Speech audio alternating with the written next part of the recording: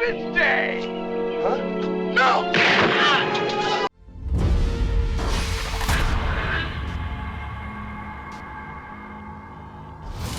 Hello, welcome back to Ycft. This is the second part of our Silent Night, Deadly Night video. Mm-hmm. We're talking about Silent Night, Deadly Night Part 2, released in 1987. Wow. What a film! What a film. This is not a good film. This is not a good This film. Is barely even a film. But I love it. You do. You really, really do. This was So do I. directed by Lee Harry, was it? Or was it Harry Lee. Harry Lee. Harry Lee. Now, Who also was the editor of the movie, yes, by which the is way. the most important. I feel like, this film follows the story of Ricky, the baby from Yes. the first movie. The baby. In the Who apparently remembers this. Most of the film is him as an adult Yes. in a mental hospital before he goes on a killing spree of his own. This film was initially, the producers asked Harry Lee Yes. to, Yeah. I keep wanting to call him Lee Harry, so I feel like that's what he's credited as. Yeah. They initially hired him. The reason he's credited as an editor is because they wanted him just to re-edit the first film and re-release that as a new one. Yes. Probably thinking they can get away with it because the first one was only in cinema for a week. So thinking along the lines of not very many people would have seen it. Yeah, which at the time was probably true. Yeah. But people did know about it from Yeah. videos. He did not want to do that. No. So he managed to convince them to let him make some of a movie. Yes. Give him they have the budget for it. No budget for this one that I could find. Yeah, it's small. It was low. It was very, very This low. film Yeah. is mainly told through flashbacks of Billy's rampage, Lots the killer from the and first film. If you want to know anything, basically, if you want to know about half an hour of this film, go watch our last video. Literally in total, actually, it's half an hour worth of footage is used in flashbacks. Yeah. But they also, to pad out the runtime, included 10 minutes worth of credits. They credit most of the people from the first film, which I suppose they have to, so 40 minutes worth of reused stuff, 30 of actual film, 10 minutes worth of credits. That is a massive. It's not a long movie, this either. It's like, when you think back to the Friday the 13th movies and how they used to, Retell 10-minute prologues of That's the previous nothing. film. It's nothing compared to this. But Ricky is telling this story that details he just would not know about. No, he's telling his brother's story. He was a baby when his parents were killed. It's bullshit. It's utter bullshit. Yeah, I know, but you know what? This is the film that we've got. This is the scenario that we've got, so we've got to roll with this, as nonsensical as it is. But then, after we have a bunch of flashbacks about Billy's life, yes, we then get into the new footage. They suddenly now need to tell us all about Ricky's life. Ricky's life, yeah. And his own trauma. You can barely call this a Christmas movie because most of the film is not set over Christmas. That's unfortunately, yes. Didn't notice it first time I watched it. Second viewing, it was abundantly clear. Over several years. Yeah. The main Christmas parts are the original film's footage. Yeah. And the ending. Obviously, spoiler warnings for this, but yeah, you don't watch you don't watch this film for the plot. No, you don't. And Eric Freeman plays. Yes, he plays Ricky Caldwell, like modern day age Ricky. Not gonna lie, I love his performance because he was given basically no direction. The performance is something. He raises his eyebrows, 130 times? Yeah. Someone counted it. It's a lot of this. 130. It's so over the top. It's bad. But it's bad. I love... It's comically It's almost bad. cartoony, but I love it. He basically disappeared after this film, and there was literally websites dedicated to finding Eric Freeman. Yeah. Because he had no idea that this had become a cult classic. Nope. And now he even returned to the role in a short film. He did, yeah. Yeah, where he plays the character of Ricky in a world where this film is a film based on his life. And he goes to conventions and everything. He even starred with Robert, the guy who played Billy, in another Christmas film a couple of years ago. Yeah, they I say reunited, but they never actually met. No. They do on-screen brothers. Yeah. So I thought that was quite cool, and It is. Came around to enjoying this film. Yeah. So then we go through his childhood, his teenage years, while going from the orphanage to an adopted family that loves him, but he's still kind of triggered. He's triggered by red, and that's the kind colour of pointed red. out. Yeah. Yeah, which Santa's So then, after his stepfather died, is when he does his first kill. Yes. Which is, he sees someone being sexually harassed by the partner. He flashes back to the night his parents were killed, which he he wouldn't be able to remember. No. That's even pointed out by a psychiatrist. It's like, how do you remember this? Yeah, he's like, I was there.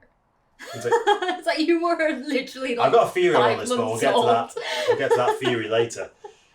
I do, as cheesy as it is, he runs the guy over in his car backwards and forwards, and then the girlfriend's just like, oh, thank you. She's like, thank you. It's like, he's just, I know what was just happening, but he has just murdered someone in broad daylight in front of you.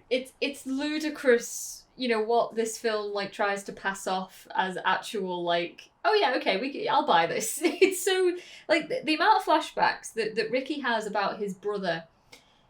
It's just can't emphasize enough that he simply would not know that level of detail. Like, even if he'd have read it in the newspapers or something like that, there would be details that were concealed. But he knows everything exactly as it happened. He recounts the toy store sequence. He knows exactly, you know, the order of the people that were killed and how they were killed. Yes, he has flashbacks to his mum being sexually assaulted, even though he was literally like 5 months old at the time in a car seat. It's bonkers. Yeah. It's actually bonkers. And then, the flashbacks do stop after a certain point now. yeah, obviously we see him meet the love of his life. We see them meet, go on a little adventure together, sleep together before she has a single bit of dialogue with them. Jennifer. This is the most maddening part. They go on a date to the cinema where they are watching a film. He doesn't know what the film is. Oh, it's about a killer Santa. The film that's being shown is the opening to the original film where you see the killer Santa. He kills a shop clerk before going off to kill his parents. And it's like... Even Ricky's like, what? Yeah, it's like... I love that. But that also... It doesn't make sense on another level either, because Ricky has taken her to the cinema. Yeah. So he must have known what the film is that he was But it's he like, paid how for could them this to film see. exist in that world? It doesn't make any sense. It doesn't make it. They're just reusing more footage. It's so stupid. What did you say this movie was about? Oh, it's great. It's about this guy who dresses up like Santa Claus and kills people. What? After that bit, it leads to the all-time... A bit I genuinely love in this movie, and I think is... I heard this reference, like it's like he goes on a GTA rampage. It would not surprise me if GTA, Grand Theft Auto, was based off this scene, where he encounters his girlfriend's ex-partner, who's like a bit of a prick, but also happens to have a red car, and it sets him off, and he puts him in the hood of his car with a jumper cable, electrocutes him to death. She then's like, I hate you, I never want to see you again. And he goes, naughty. Like, I hate you, Ricky. Punishment is absolute. I hate you. Punish. naughty, obviously naughty, punish. His brother's brother's catchphrases, which you never would have heard. No, he wouldn't have known about. Wouldn't it also have known. doesn't seem right that it's coming from Ricky either. It Yeah, feels like and she it literally doesn't goes. have the same She relevance. literally goes, uh-oh. Uh-oh. It's like, it's the gulp. Yeah. Uh-oh. It's the ooh. So she turns her strangled to death. Yeah. Cops turn up, gets the gun off, kills the cop. It's ludicrous. Yeah. Someone else comes out, shoot. What the hell's all that noise out there? Motherfucker. This moment. I know I'm like blitzing through these, but the film pretty much does as well. The music in this scene is incredible. Yeah, the music's... But he's just going around going, ha ha ha ha. Oh, the Ha. deadpan. Yeah, But the then fake he goes like, laugh. he laughs and then just deadpans. Ha ha ha ha. Ha ha ha ha ha. He does it so many times. But I literally bought this film just for this scene. Yeah, you because did. Even when we rewatched it, it's weird because we watched them like one night after the other, so it's painful. We rewatched the first film by watching the second film It's because like, of yeah. all the flashbacks. I remember when we first watched it, we were like, what is this? What the fuck? The thing is that even on the Blu-ray, the transfer of the flashbacks doesn't look as good as it does on the Blu-ray for the No. actual film they're from. Yeah. Like, I'd say you'll have more enjoyment out of the second film if you've not seen the first one. Mm. But it's a shame because the first one's such a good film. Then it is the moment, the meme from 2006, guys coming out amidst all the gunfire, Yeah. brings out his garbage day, guns and it's Garbage day. Huh? No. I love it. It's so brilliant. The it's so delivery of the ridiculous. line is just so... I think it's timeless. Like, it's just immortalised forevermore. It's like, obviously, he's not really giving much direction, but he's just doing it. And He's just like, yeah. I just love that he's just got like a regular sweat. He's just dressed like a normal guy, just going through gunning people down. Yeah. Red car starts coming on, a couple of shots, it flips, explodes. And this is my fear. I don't think this happened the way... I'm probably putting more thought into this because clearly they had a very limited budget, limited time to tell a story. Yeah. I can appreciate the director for wanting to make new footage for this. Yeah, He didn't just want to definitely. recut the film. Definitely. Because Unfortunately, though, what we get is... there's at least 2 confirmed kills, with the one with the umbrella, which is quite cool. Mm-hmm. And in the cinema, he kills another guy. Yeah. Which is literally like... It is literally like a parody. Because he literally just like grabs someone, pulls them off. Like, the guy turns back and his mate's just gone and Ricky's just there. Yeah. It's like... But it's psychiatrist, like, we have no report. We have no reports. And it got me thinking, it's like, obviously he had to do something to end up here. In the mental hospital, The massacre must have happened. But the way the car kind of flips, it's not like a typical Hollywood flips and explodes. It lands like on its feet, like on its wheels, and then just explodes. And it's like, is Ricky just an unreliable narrator? You know, like if you're reading The Great Gatsby, you can't really rely on the narration.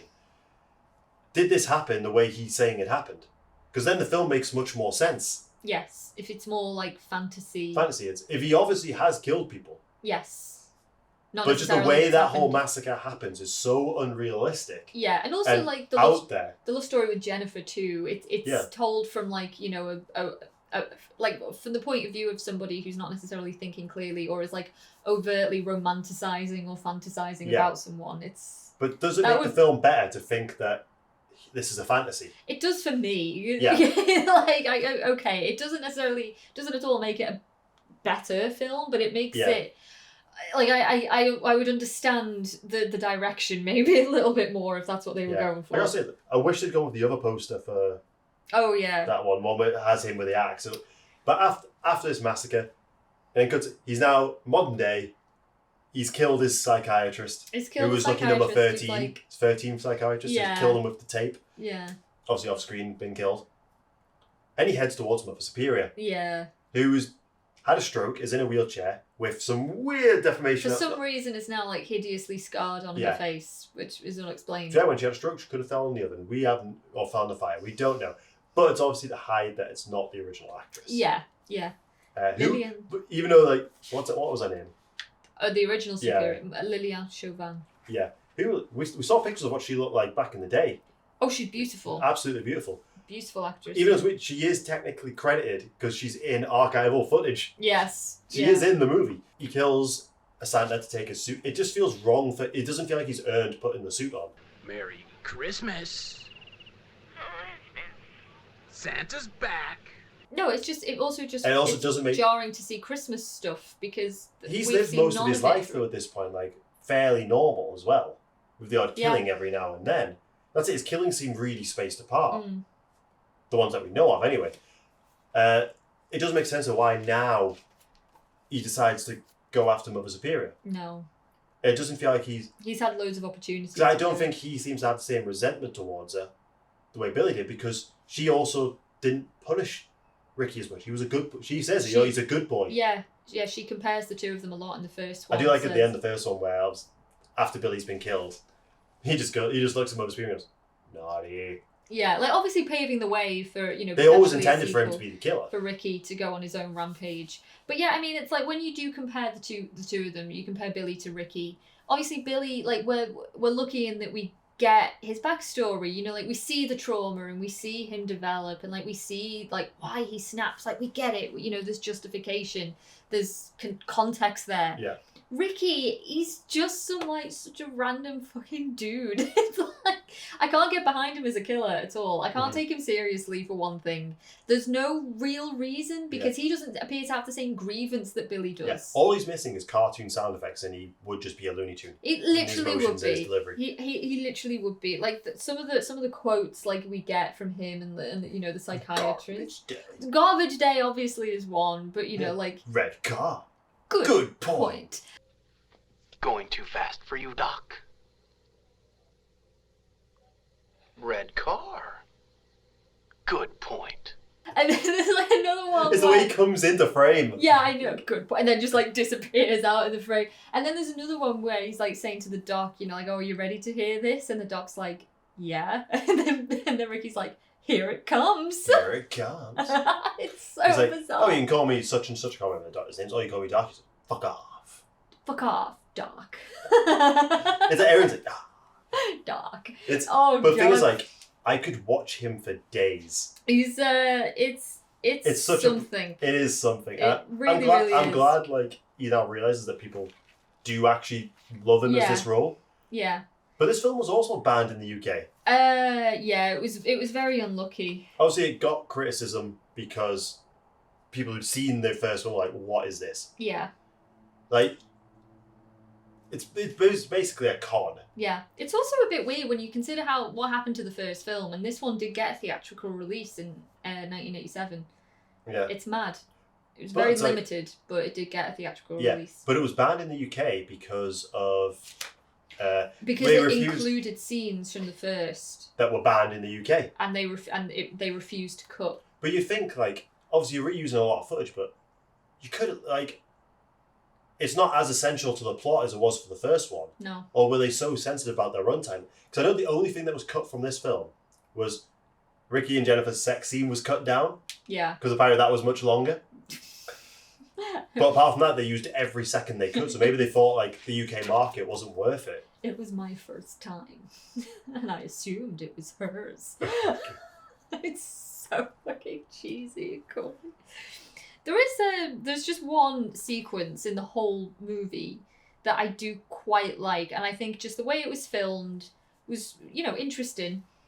The bit where Ricky is still a young boy and he's with his stepmom on the streets, and he sees those two nuns walking Yeah. down, and they're shot in slow motion. You can see he's obviously he's scared of nuns. And he's traumatized. I mean, there's something also just a bit freaky. There's always something that makes nuns stand out, obviously. Yeah. You know, like the way they look, like the clothes are so different. But just seeing them like walk like in complete synchronicity down the street in slow motion, and he's just like, from his point of view, he's absolutely petrified of them. Like I quite liked that moment. Oh, the massacre's my favourite scene. The mask. The massacre. Oh, the massacre. The massacre's my favourite. It's great. It's so sweet. I mean, like, I don't even know how I would describe it, because I don't know if I necessarily enjoy watching it. But I mean, It's not even the point where it's so bad it's good. It's just bad. just purely bad. Yeah. But like, even then, so when he gets the suit and he goes after Superior, he basically fails for a long time to catch a woman in a wheelchair. Yes. Yeah. And I mean, he does. He does succeed where He his does brother the failed. cleanest beheading in history, because just Yeah. stood there. The police finally arrive. You know, great. Yeah. And she just sat there in the chair. They tap her shoulder and her head just falls clean off. Clean off. I do like the way that she delivers that line, because like she's hiding from him in her house, which, by the way, her address is 666. Anyway. No self-respecting nun would live at Yeah, 666. exactly. It's a little bit too on the nose, that. I'm just assuming that because she clearly doesn't leave the house that much, she might not even know. Probably. But you know the bit where she's hiding from him and she goes downstairs and she finally decides, right, I'm going to confront him. She gets a butcher knife and she's like, right, where are you? Like, come on. And when he finally, like, goes to see her, like, he confronts her again when they're downstairs. And she's like, you've been very, very naughty. It's like the way she says the word naughty. I don't know. It's also like a really bizarre choice. I was like, I'm not afraid of you. And I'm thinking, well, your actions say otherwise. Otherwise, like, you've been naughty. It's so weird. This whole film is just it's literally insane. It's when, after Ricky's been shot, he basically just goes out the same way his brother does. Yeah. But he does not actually confirmed dead at the end.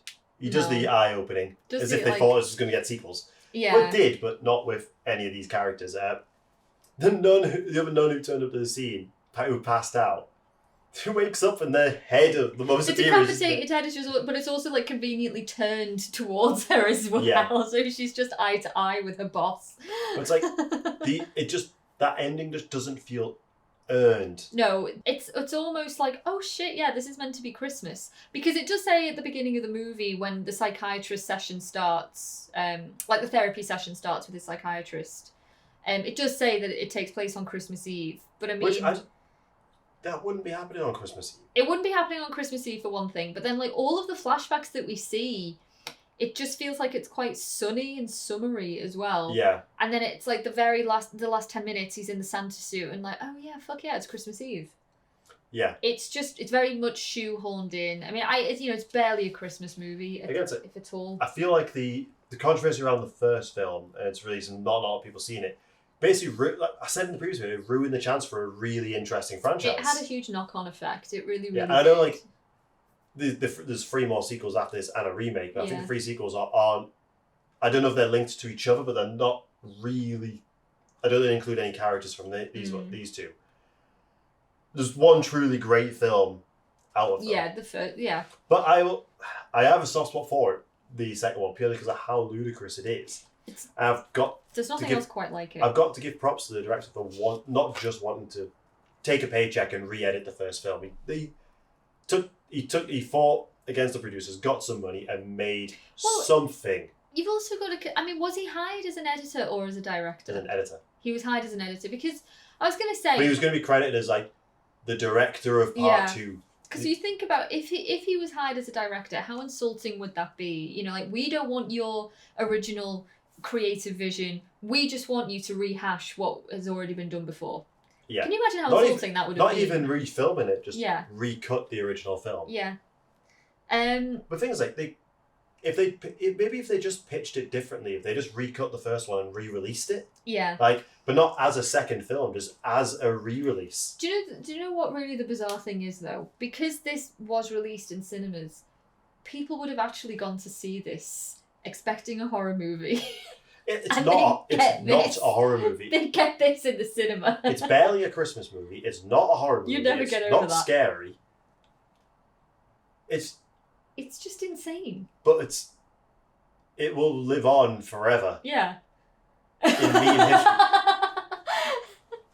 But yeah. Like, at the time of this recording, this film has a Blu-ray release and the other sequels don't until next year. Yeah. And I purely think that's because of the cult status and obviously the internet meme as well. Yeah, the internet in fact, rejuvenated. I found this film on Blu-ray easier than I found this one. Yeah. Which bizarre, is actually baffling. What's also bizarre is that both of them are still 18s in the UK. Like, yeah. Both of them. I think it's got to be the sexual assault element. Yes. From the first film. Yeah, which is it's rough. It is rough. But I mean, the second one, I mean, like there is no gore. Hardly at all. They couldn't afford the gore. Although some of the squibs... some squibs were pretty good. Yeah. And I do actually like the the garbage day in the bullet goes through the dustbin. Yeah. And then like out through the back. That whole sequence is pretty well done. And pretty well done. I really enjoy it. And then there's a scene where the police finally arrive on the scene, like he goes to do himself in and like they're all like, no, don't do it, no. I feel like in the real world they would have already gunned him down by now. I think they probably would have. He's killed a lot of civilians at this point. But yeah, I was like, no bullets left. Unlucky. But yeah, it's I guess until next year.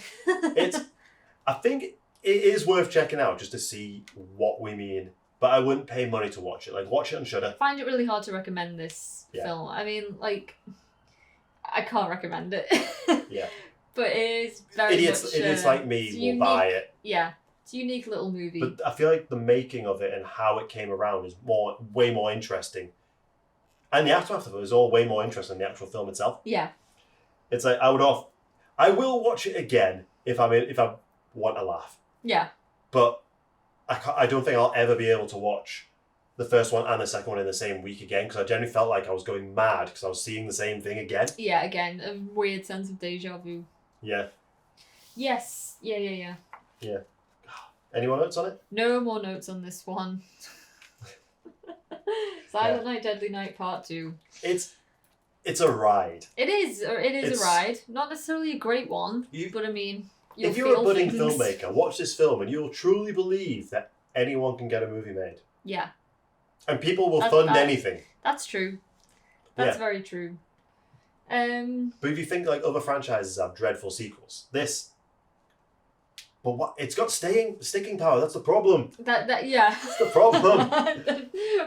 It's very much a love-hate relationship. And if they were to do another one today, I feel like it has to be referenced in some way because it's so famous. I feel like... And it does have it does have a cult fan base. It's massive, this film, and like Well, the home video was huge. Like, yeah.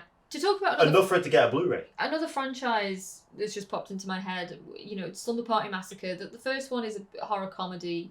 The second one delves into absolutely batshit insanity. Like, the territory that covers is just ridiculous. And, like, not to say that part 2 in any way delves into the supernatural, it doesn't. But, I mean, we're talking, like, a similar level, like, tonally and everything. These two movies are just, like... You would not, unless it was for the flashbacks, you wouldn't think these two films are connected in any way. That's like how starkly different they really are. I just want to thank Eric Freeman for that performance because it's very special. I love it. I love it. He's also hench. He is. He's massive. He's absolutely massive. He's been working out. I think he gets called Kong in it, doesn't he? Yeah, Kong. So yeah. Check, like, I'd say don't pay to watch it. Just watch it on Shudder. Just watch it if you can. And it's a good time. But I think the overall message of this two-parter is watch the first movie. Watch the first movie, and appreciate the first movie, and then get sad because of how mistreated it was, and you know, obviously the domino effect that had on all of the sequels. Yeah, it turned it what could have been a great franchise. It could even still have been going today. It's fucking PTA. Why does the PTA have so much power? Yeah. Over things that kids shouldn't be going to see. Yeah. It baffles me. And well, let's be fair. Like the UK with the video nasties, we can't really talk. We can't really say much. Evil Dead was a video nasty. Evil Dead's another good example because the sequel is basically a rehashing of the first film. But it's just a retelling of the first film. Yeah, but they did it better because they so brought better. Something different. They didn't just reuse. They couldn't We'll talk about Evil Dead sometime next year. Oh yeah, I'm hoping. For sure. But that's actually a really good example. They couldn't get the rights to their own movie back to make a sequel. Yeah. So for the first 15 minutes, they just refilmed and retold that story differently. Yeah. But it makes for a much better movie than the first one. I think that's very much agreed. Yeah. Even Can't really say that. I would have accepted a couple of flashbacks. A couple. 10 minutes worth at most. Yeah. Just like as a little prologue, maybe, to refresh people's memory. Which would have made sense, considering, you know, not a lot of people would have seen the first film. Yeah. Either. But that's not what we get. No. So, Merry Christmas, guys. Merry Christmas. Merry Christmas. We do this for you. Yes. And we might delve into the sequels next year or the year after. It all depends on a lot. I for sure want to look at the 2012 one. Yeah. I think I said this in the last one. Yeah. And my mind gets melted when I think about this movie. Yeah. Like, in the grand scheme of things, we recorded that an hour ago and it's already melted my brain. So, yeah. Have a good Christmas. Let us know if you've seen this movie. Do you genuinely like it, or do you like it because of how bad it is? Yeah. Or do you just like it because of the memes?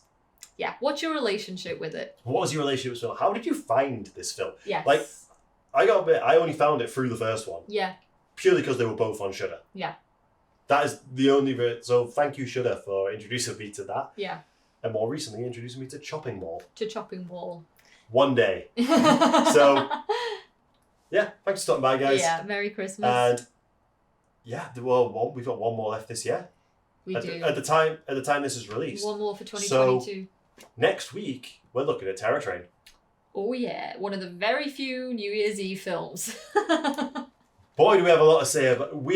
Should we tell them what it is? Yeah, go on. We are comparing the 1980. I think I've got the date right. I think so. Yeah, Jamie Lee Curtis. The Jamie Lee Curtis one with the 2022 remake that you might not have heard of. That you might not have heard of. We barely heard of it. It came out last month on Tubi. Yeah. So we are ending the year on a versus. Yes. And I'm quite excited to talk about it. I am too. I am. Lots of interesting things to say. Yes. Hopefully more interesting things than we had to say about this one. We will see you next week for that wild ride.